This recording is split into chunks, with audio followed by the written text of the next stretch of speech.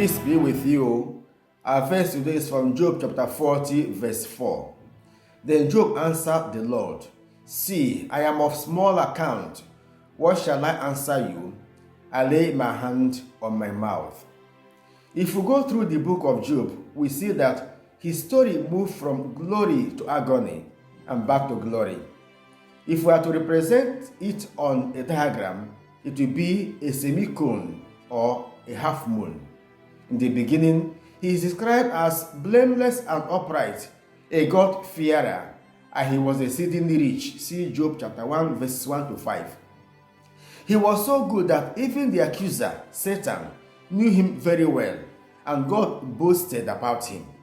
But suddenly, there was an upturn, and his life moved from fortune to misfortune, as reflected in his statement, "Naked I came from my mother's womb, and naked shall I return. The Lord gave, and the Lord has taken away." Job chapter 1, verse 22. In the end, there was a great reversal, and Job's fortunes were restored, even beyond what he had at the beginning. See Job 42, 10 to 17. Our verse is drawn from the section of Job chapter 38, verse 1 to 40, verse 5, where God answers Job as he tries to prove his innocence, then God's unjust treatment towards him and his response. Our verse indicates Job's submission, which shows that he was overwhelmed by God's power and wisdom. To confess that he is of small account shows that all his protests of innocence and his cry against God's injustice were arrogant, and that he was foolish to question God. Job wondered greatly because God, in all his majesty and glory, tried to take him seriously, to listen to him, to answer him, to stand with him and for him, and accompanied him in his humiliation. Dear friends, can anyone be upright before God? Now listen to part of Job's complaint against God. He says, "Why are times not kept by the Almighty?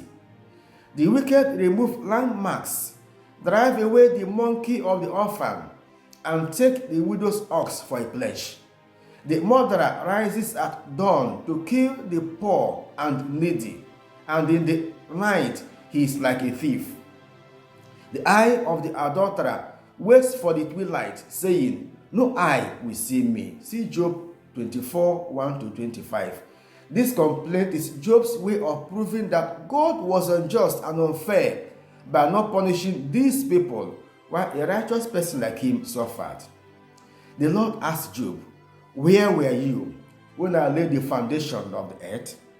Have you commanded the morning since you were born? Where is the dwelling place of darkness and light? Has the rain a father?" Job chapter 38, verses 1 through 41, verse 34. Job could not withstand these questions and had no answers to them. In the end, Job came down from the height of self-justification. He emptied himself of pride and humbled himself before the one who had the power to restore his fortune. He admits and declares, "I am of small account. I lay my hand on my mouth. I will proceed no further." This experience of Job challenges us that life does not consist of a straight path. There are moments of desert experience, moments of agony, pain, and misfortune. What we need is consistency in holding on to God and humility before Him. We cannot claim right before God, so we must submit to God because He alone can reverse our situation, whatever it may be. Remember, God has the final say in your life. May God stand with you and for you, and may He change your story from agony to glory, from disgrace to grace, and from misfortune to greater fortunes. Amen. God bless you. Have a nice day.